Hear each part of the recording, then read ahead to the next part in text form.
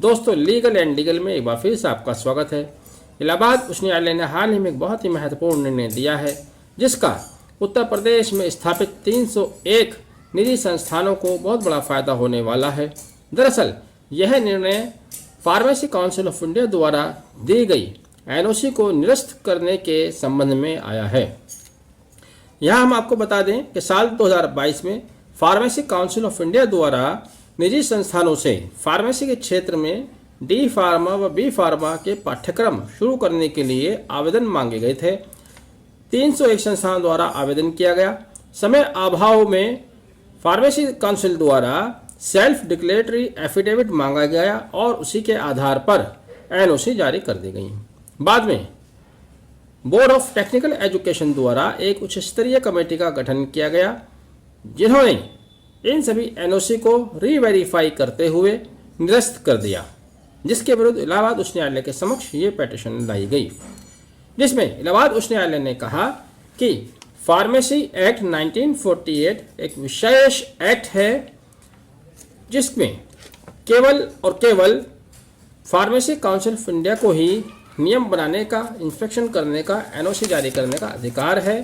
राज्य सरकार को उसमें हस्तक्षेप करने का अधिकार नहीं है।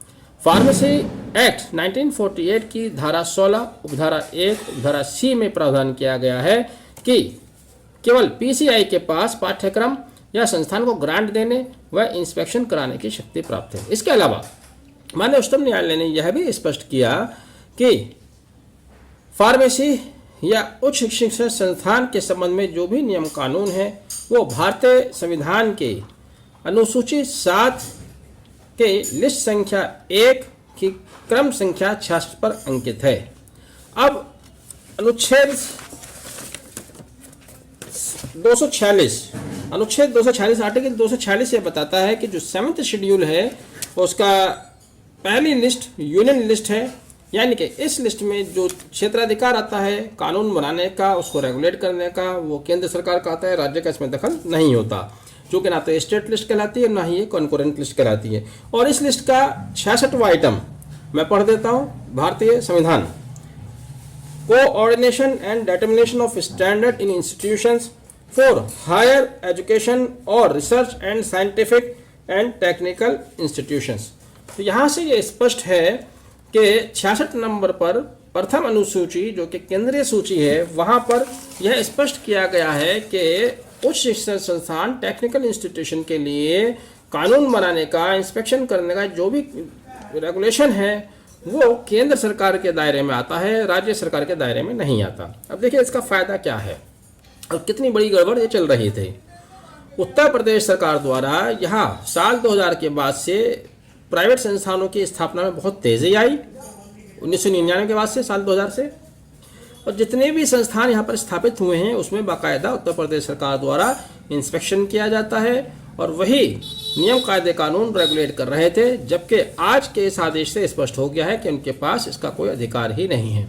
तो जैसा कि मैंने कहा, फिलहाल तो पेटिशनर थे 301 संस्थान, उनको फायदा मिला है, लेकिन इसका फायदा बहुत वाइडर स्कोप है, इसका बहुत सारे संस्थान को मिलेगा और तमाम पाठ्यक्रम में मिलेगा। जो भी उच्च शिक्षण संस्थान है, ये आदेश उन सभी के लिए बराबर से लागू होगा।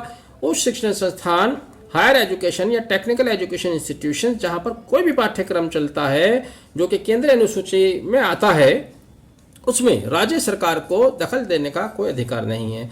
इस तरह से बोर्ड ऑफ टेक्निकल एजुकेशन द्वारा निरस्त की गई एनओसी के आदेश को माननीय उच्च न्यायालय द्वारा निरस्त कर दिया गया।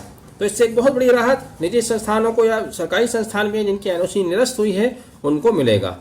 आपने वीडियो आखिर तक देखा, बहुत बहुत धन्यवाद। मैं समझता हूँ वीडियो आपको पसंद आया होगा। पसंद आया तो उसको आगे शेयर भी कीजिएगा। चैनल सब्सक्राइब नहीं किया तो प्लीज़ सब्सक्राइब भी कीजिएगा। Thank you, have a nice day.